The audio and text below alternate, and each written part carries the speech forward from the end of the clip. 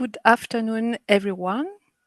My name is Sandrine Dubrac, and with my co-chair, Kilian Eyerich, we are delighted to welcome you to this new ESDR Freshly Baked episode with two very exciting talks given by Nadine Serhan and Lukas Braun. We can directly start with the presentation of the first speaker, Nadine. So Nadine is a postdoctoral fellow at the Icahn School of Medicine at Mount Sinai in New York. Her work is focusing on the neuroimmune interactions in cancer. And in fact, it's some kind of a follow-up from her PhD work and first postdoc in Toulouse in the lab of Nicolaus Gaudencio, where her work was on the neuroimmune crosstalk in eczema, with particular emphasis on how prenatal stress may increase susceptibility to allergic diseases. And it's actually the purpose of this first presentation, which has been published in Nature in August 2025, which is about the maternal stress that triggers early life eczema through fetal mast cell programming. So Nadine, the stage is yours, and we are all very excited to hearing your talk. So hello, everyone. Thank you so much, Sandrine, for this very kind introduction. I'm Nadine, a postdoc at Mount Sinai, but today I'm going to be presenting a work that I've conducted back when I was in the Inception lab by Nicolas Gaudencio at the Toulouse Institute for Infectious and Inflammatory Diseases in France. And this work studies how maternal stress can shape early onset eczema through a fetal neuroimmune perspective.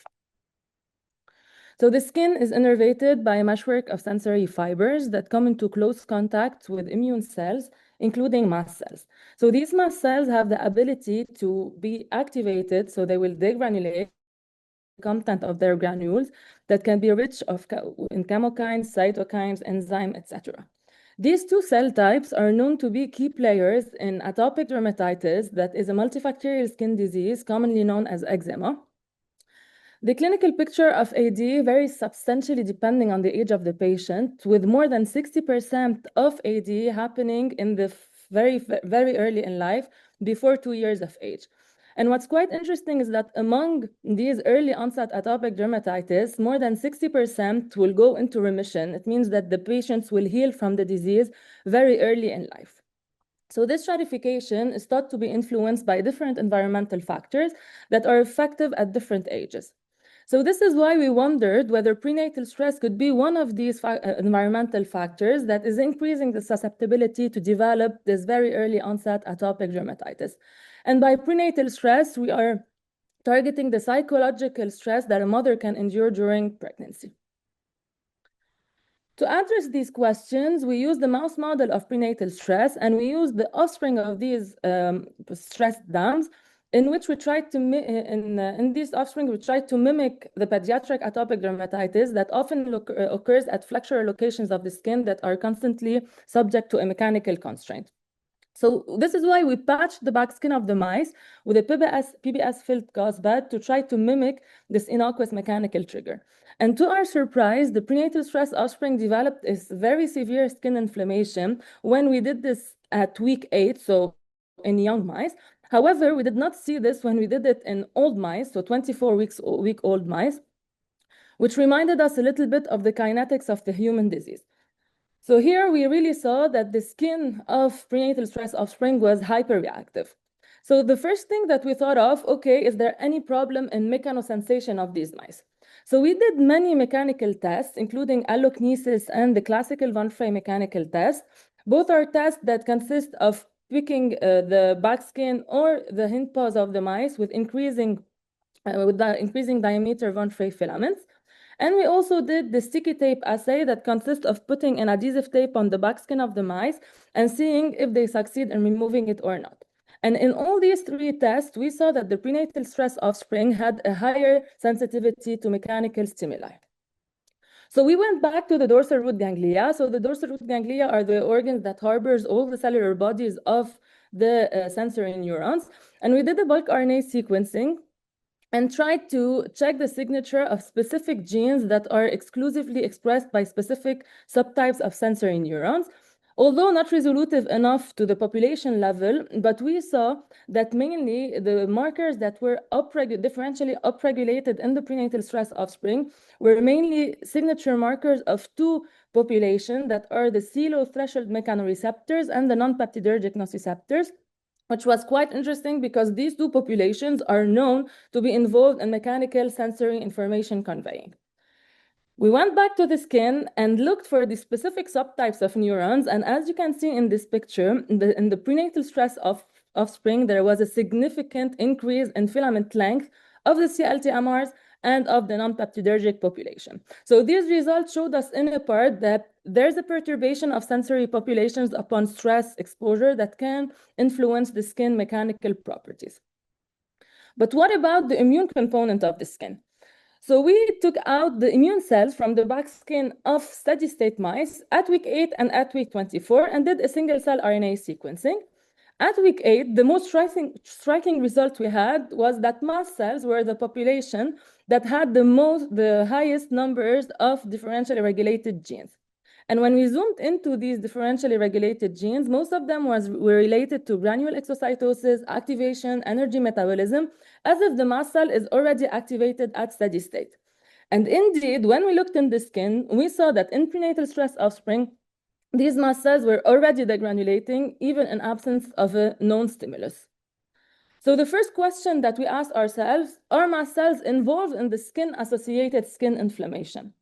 In the stress-associated skin inflammation. So we repeated the same experimental scheme that I've shown you earlier, but this time we stressed mast cell deficient mice, and we took the offspring and patched the back skin of these offspring. And we saw very interestingly that the prenatal stress offspring that are mast cell deficient did not develop a severe skin inflammation, showing that mast cells are required for this prenatal stress-associated inflammation. What happens after 24 weeks and why are we seeing this remission of the disease? So to answer this question, we first started by conducting a single nucleus multiome attack-seq that help us identify differentially accessible regions. These differentially accessible regions, or DARs, it means the chromatin is open at these genes, which make them more susceptible to be epigenetically programmed. And not only we found that at week 8, the mast cells had a very high number of DARs, but we also saw that with age, these number of DARs were decreasing. We also checked the genes that we found upregulated at week 8 in the prenatal stress offspring and saw that at week 24, there was a restored transcriptomic program of mast cells. And finally, we looked back in the skin and we saw that mast cells were not hyperdegranulating at steady state in the skin. So these results can in part explain why we are seeing this remission with time. So many studies have shown that mast cells start developing very early in life, in utero, even before birth. So we wondered whether stress is imprinting mast cells in utero. So we looked at these cells in E18.5 embryos, and we saw that mast cells were already degranulating. And when we took out these mast cells to do a bulk RNA sequencing, we also had a very important dysregulation transcriptomically with more than 1,354 GEGs. Most of them involve in granule formation, maturation, activation, so showing again that the mast cell is continuously remodeling itself to allow this continuous degranulation. One thing we know is that mast cells arise from two different waves of hematopoiesis. So we wondered whether prenatal stress is impacting both populations or one of these two.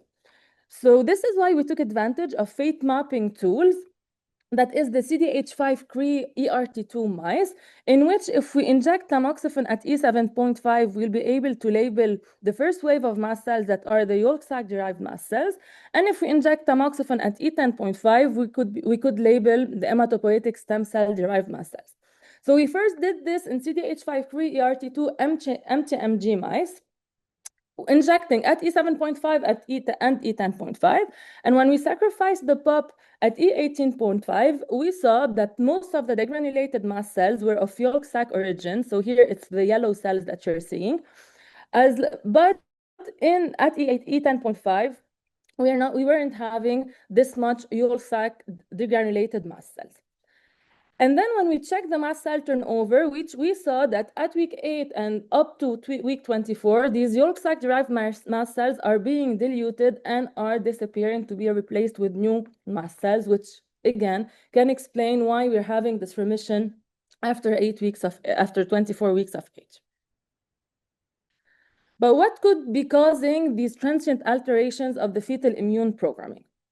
One of the main GO terms that popped up in our bulk RNA sequencing of fetal mast cells was the response to corticosteroids, corticosterone being one of the main stress hormones. So we quantified this corticosterone in pregnant dam and in the offspring, and we saw a very important increase in its levels in the pregnant dams, but not in the babies. However, very interestingly, when we checked in the amniotic fluid, we saw that the corticosterone levels not only were really very increased, but also the amniotic fluid was full of pro-inflammatory cytokines, as if the pup is bathing in a corticosterone-enriched pro-inflammatory environment. So what we did next was normalizing the levels of corticosterone, because this hormone is very important for gestation and for birth. So we tried to block the synthesis or normalize the synthesis of this hormone by injecting metirapone all along the stress sessions. And we repeated the same experimental schemes that we've done earlier. When we did the patching of the backskin of the prenatal stress offspring that are coming from metirapone injected dams, these pups did not develop any skin inflammation. And when we went and checked in the mast cells in the offspring at the 18.5 and at week 8, we didn't see the significant degranulation that we used to see in the prenatal stress untreated offspring. So this shows that the transient normalization of the corticosterone levels really prevented abnormal activation in mast cells.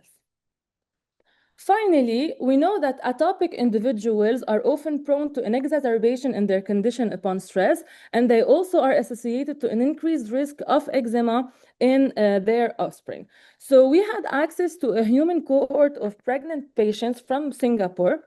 And these pregnant women were either atopic or non-atopic. And we had the blood collected at two different time points. So the first during pregnancy and then during delivery. And in line with our results, we saw that in atopic pregnant women, there was higher levels of cortisol that were later on normalized for the delivery because of its importance. So this again can show that there's a link between the elevated blood corticoid concentrations and the enhanced atopic predisposition. So in conclusion, what we showed here is that this chronic psychosocial stress is increasing the levels of corticosterone that in a way is imprinting mast cell function and maturation. We also found a transcriptomic, functional, and anatomical modification in sensory neurons. So this altogether makes the skin hyperreactive, and upon an innocuous mechanical trigger, eczema was developing, but there was a remission after time because the Yolk sac-derived mast cells that were imprinted by stress were replaced continuously. So finally, I would like to thank all the Inception Lab members, especially Nico and Lilian. Thank all our Infinity Cores in Toulouse, and of course, all our collaborators worldwide, the ERC for funding this project, and thank you all for your attention, and I'll be happy to take any question. Thank you very much, Nadine. That was really a great presentation, and also at the same time an instruction how to publish a Nature paper. Be sure to make your questions in the chat. We will directly follow with the second presentation and then have a Q&A of both presentations together. So thanks, Nadine. See you later. And I introduce Lukas Braun here. Very proud to introduce him. He comes from a beautiful city in Germany, which is named Freiburg. By chance, the same city I am sitting in now, but unfortunately, he's not in dermatology labs, but in the famous lab of Professor Robert Zeiser. He studied molecular medicine and published several very nice and interesting papers on checkpoint inhibitors and their MOA. And the most recent one you will now introduce to us, Lukas, please.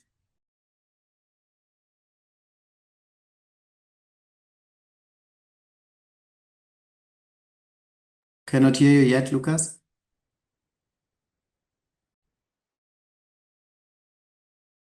You are muted, Lukas. So now it works. Thank you. Thank you very much. for this very nice introduction, and for having me today in this webinar. I'm very happy to be here. So yeah, I'm presenting the most recent work, which is entitled Adiponectin reduces immune checkpoint inhibitor-induced inflammation without blocking anti-tumor immunity. And immune checkpoint inhibitors have revolutionized cancer therapy, as they can block negative interactions between tumor cells and T cells. And with blocking these negative interactions, they can boost anti-tumor immunity and increase tumor cell elimination. However, besides this very specific activation of the tumor-specific T cells, they can also kind of activate all kind of other T cells in the body, and this can lead to very severe side effects of these therapies, which is summarized as immune-related adverse events. This is inflammatory side effects, including inflammation of the colon, so colitis, or also dermatitis, or also hepatitis are the most common ones that we see. And the problem itself is not the immune-related adverse events per se, but it's actually the way how we treat them at the moment. Because what we do at the moment is that we give these patients immunosuppressive agents, including steroid treatments. And it's known from retrospective analysis that steroids can reduce the survival of the patient. So the higher the steroid dose is, the more reduced is the overall survival of the patients. And it's even more severe when you combine steroids in patients that are not responding to steroids with any other second-line immunosuppressants, including TNF-alpha antagonists. There we even have a further reduced survival. So we basically started this study with the medical problem that we had. We wanted to have immunomodulatory therapy which does not impair anti-tumor immunity. And based on case reports that were published by our lab before, we stated that maybe extracorporeal photopheresis, short ECP, could serve as a new therapy to reduce these immune-related adverse events.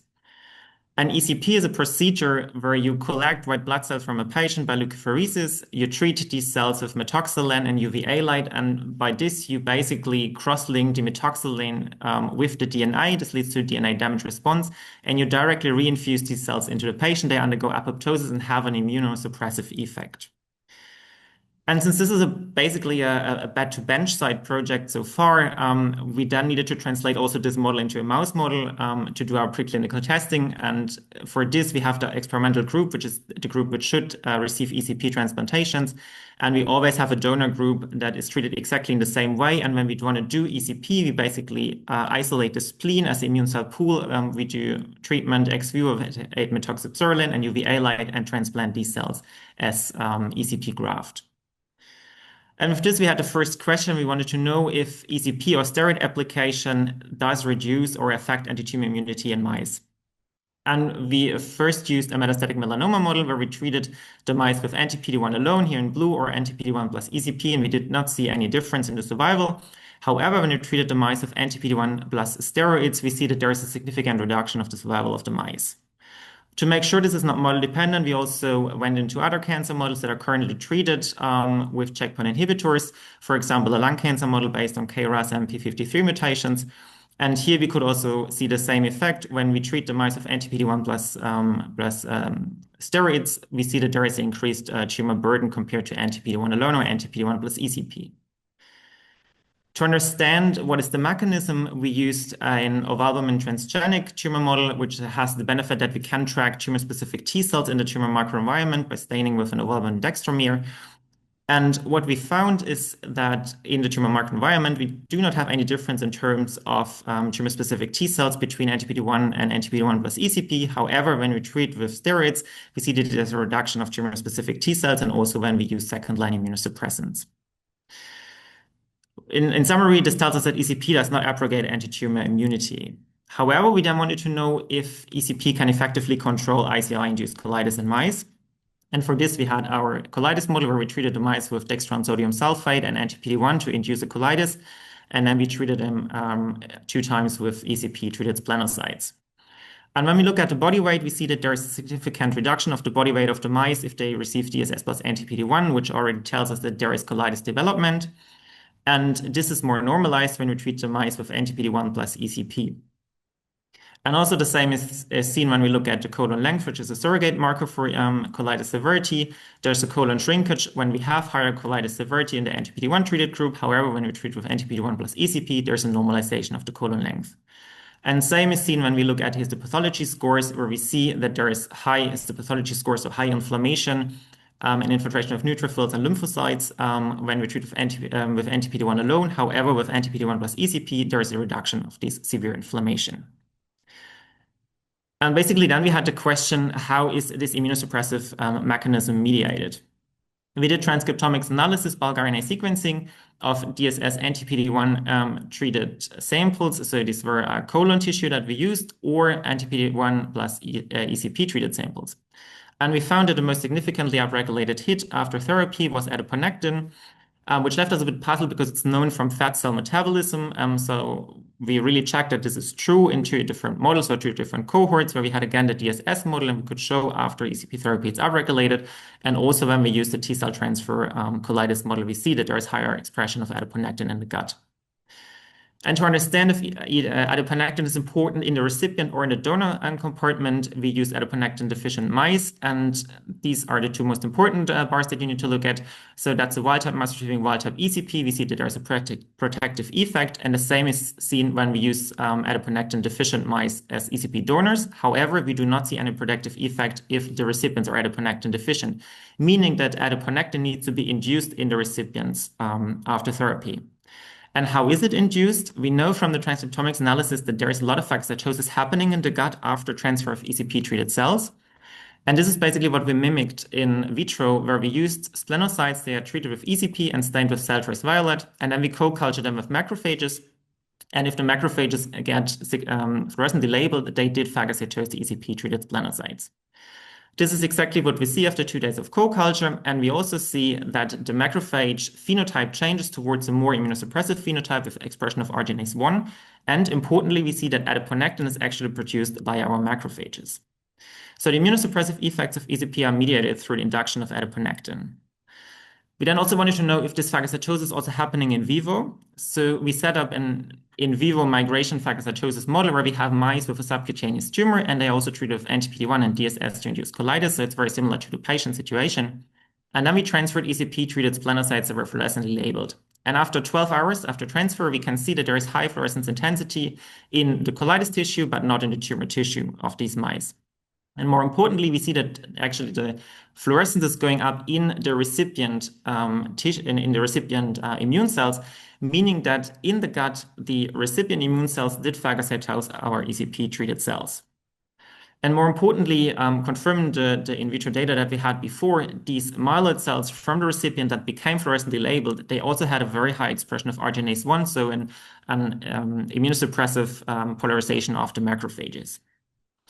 And importantly, when we blocked or when we depleted phagocytes from these mice using clotrimazole treatment, we found that there is no induction of adiponectin anymore after ECP therapy. So we wanted to go a bit further. I wanted to know or how does ECP affect the local immune environment in colitis tissue. We did single-cell RNA sequencing. And to keep it very short, from all the different clusters we found the most outstanding differences actually in the macrophage cluster. Because when we compare to any other condition that we used, when we treat the mice with ECP, we have a significant enrichment in the numbers of macrophages. And these macrophages show a reduced pro-inflammatory phenotype. So they move from the pro-inflammatory phenotype that they have of anti-PD-1 therapy towards a more immunosuppressive phenotype after ECP therapy.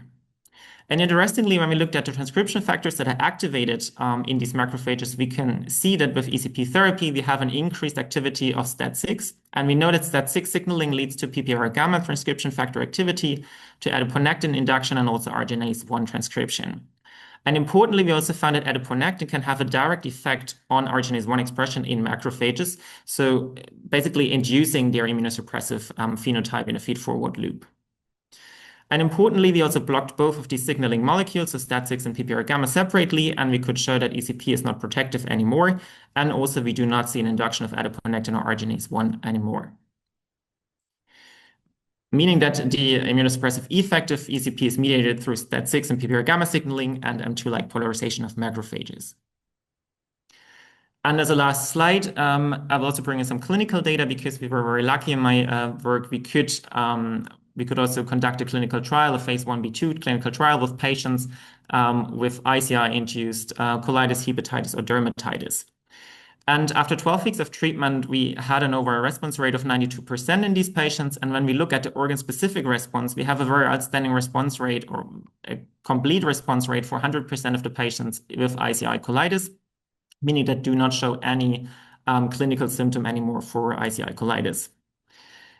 Importantly, also, I think you can really appreciate that this patient has a high inflammation in the intestinal tract, and this is completely resolved after ECP therapy, and we can also see it on a molecular level or on a histological level. Importantly, we could confirm the mechanism that we found in the mice before, so we have an adiponectin induction after ECP therapy in the intestinal tract of these patients.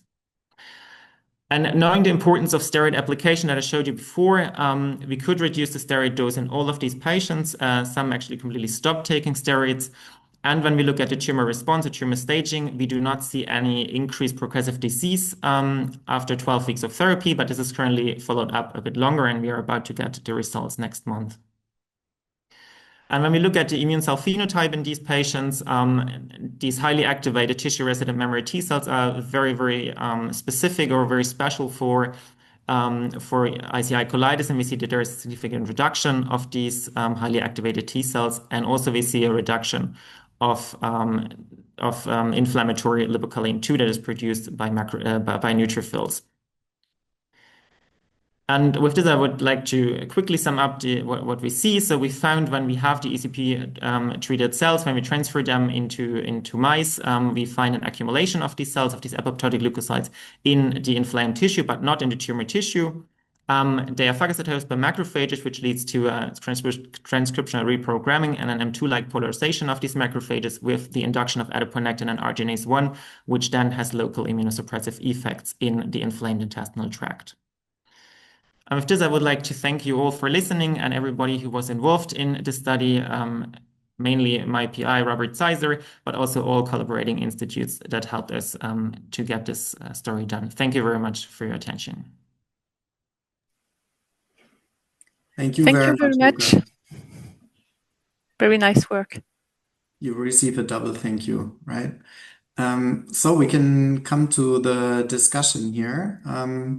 Sandrine, do you want to start, or? Yeah, I mean, I would like to remind the attendees that they can ask questions in the chat part, but maybe I can start with a question to Nadine.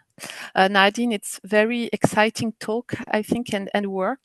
Do you know how it works, actually, how cortisol can actually activate the mast cells? And have you tried also, you have this POPs that are actually, I mean, the atopic dermatitis or the eczema features is kind of resolving, but have you tried to kind of challenge them with stress at a later time point to see whether they would relapse from their eczema? Okay, so for the first question, how corticosteroid is acting on mast cells. So what we did is that, of course, we checked this in humans and in mice. And we tried to use some available data sets online showing that mast cells do express the receptor, the NR3C1, that is the receptor of corticosterone. And for example, they do not express the ADRB2, that is a receptor for another stress response hormone. And what we could see is that if we take out these fetal mast cells and we just put corticosteroid on them, we can see them degranulating. So there's like corticosteroid is directly acting on these cells. For the other question about the pups, we didn't try challenging them. Like what we did, we tried to see if the mom itself will develop atopic dermatitis after stress, and she didn't. Like the dams didn't. And there are many other papers that show that the basal level of stress in these pups are normal until you stress them, they will have this peak in corticosterone. But at basal levels, they have normal levels of corticosterone, but we didn't try re-challenging them. Okay, thank you very much. Maybe I can continue to ask you, Lukas. Very convincing, and finally we know something about the mode of action of ECP. Now, ECP has different effects, right? In diarrhea, it works very nice in colitis, maybe less so in the skin pancreatitis. Do you have any explanation why? And why would it not be anti-tumoral if it's immune suppressive? Yeah, so that's a very good question. I mean, it also left us a bit puzzling, like why it's so effective in colitis. And actually, now we have increased the cohort, and we also know that in dermatitis it's kind of comparable to colitis. But for example, in hepatitis, it's way more heterogeneous. Um, we do not know yet, to be honest. We know that the immune cell phenotype in ICI colitis and ICI dermatitis has many overlaps. So I think it could actually specifically work on these tissue-resident memory T cells that are activated in both diseases. And they are less pronounced, or they are not really found in ICI hepatitis. So maybe this is one of the mechanisms, but this is currently at its ongoing work, and we do not understand it fully yet. And for the other question about the anti-tumor immunity, I think, or what we think at the moment is basically that we have this very tissue-specific effect of ECP, so that we have this migration of the ECP-treated cells into the inflamed organs, so they kind of recruited into inflamed organs, they accumulate there and they undergo apoptosis there, and we think it's less happening in the tumor microenvironment. I mean, we have tested a bunch of tumor models in our preclinical setting, but I think it's very important that we get the clinical data and really understand what's happening with the anti-tumor immune response in patients. But I think it could be because of this very tissue-specific migration of the cells. Thank you. One more question by Jana Netlitz here from the audience for you, Lukas. ECP works in sclerodermiform GVHD. Timing is critical, right? Do you have any information on the kinetics? So is early treatment important or?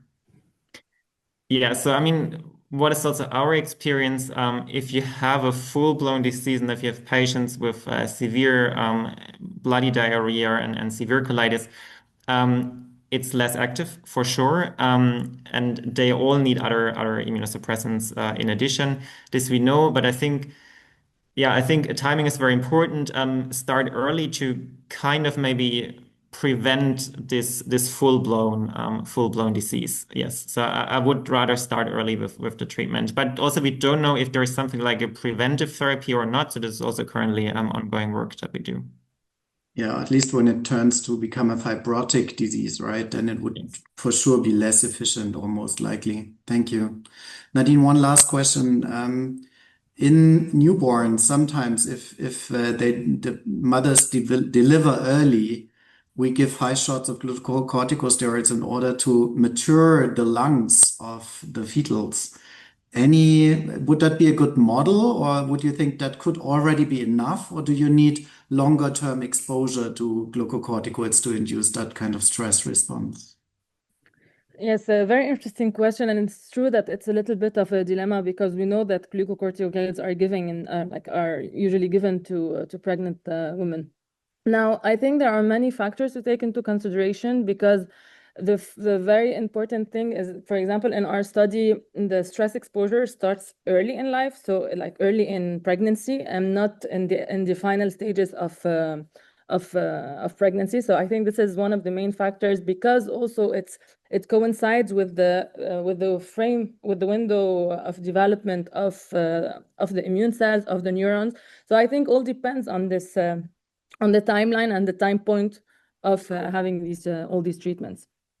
I think that was also the answer to the second question here by Michel Simon, who asked a bit more broad than I did. So stress in pregnancy in general and AD. There are some epidemiological papers that would suggest a correlation, right? Yes, there are many papers that already, especially the last years, like there were papers showing that if the mom is exposed to a high strain work or like to a high stress levels, it could increase by 15% the risk of the baby developing atopic dermatitis, which is a huge number in the end. So there are many studies lately that show this high correlation between between prenatal stress and the development of AD in infants. Thank you very much. I think the next project of yours may then be, is there a difference between good and bad stress, right? I hope both of you today had good stress. At least Sandrine and me did, definitely. It was really enjoyable. Thanks a lot. We conclude here this webinar of today by announcing the next ones. I think we have two great webinars to come very soon. One will be Martin Recken at 8th of October, and then we will have the ISID sweet and sour episode, Richard Weller. And who was the second one? A surprise talk. Yes, David Whiteman, thank you.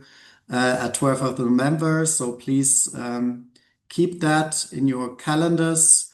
Remember that this episode will also be on YouTube, just as any other ones, in a couple of days after Leah has processed it. I thank you once again for listening in, for the great discussion, and obviously, primarily, the two speakers, Nadine and Lukas, for doing a great job for today. Thank you very much and have a great rest of the day.